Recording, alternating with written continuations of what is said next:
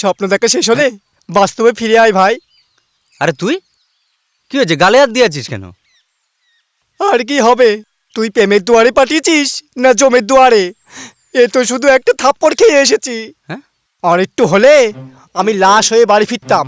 এতক্ষণ সময়ে সবাই আমার শ্রাদ্ধ খেতে বসে যেত। আরে দেখ বাবা, কি হয়েছে সেটা বলবি তো। তোর প্রেমিকার বান্ধবী সোমা পুরো একটা অস্ত বোমা, কিছু বললেই দম করে ফেটে ওঠে। আমাকে কষে এমন একটা থাপ্পড় মারলো না, বাঁদিকের দাঁতগুলো ডান দিকের দাঁতগুলোর সঙ্গে আলোচনা করছে। তা তোকে কি বলেছে, কি বলবি তো, কি বলেছে বল। ও বলেছে ওর বান্ধবীকে ভুলে যেতে। ওর বাবা নাকি হেডমাস্টার, যদি একবার জানতে পারে আমাদের পিঠের চামড়া গুটিয়ে নেবে। ছি ছি ছি ছি ছি ছি, শেষে একটা মেয়ের কাছ থেকে মার খেয়ে এলি। তুই থাকলে বুঝতি সকালে। ঠিক আছে, এবার দেখ আমি কি করি। কি করবি?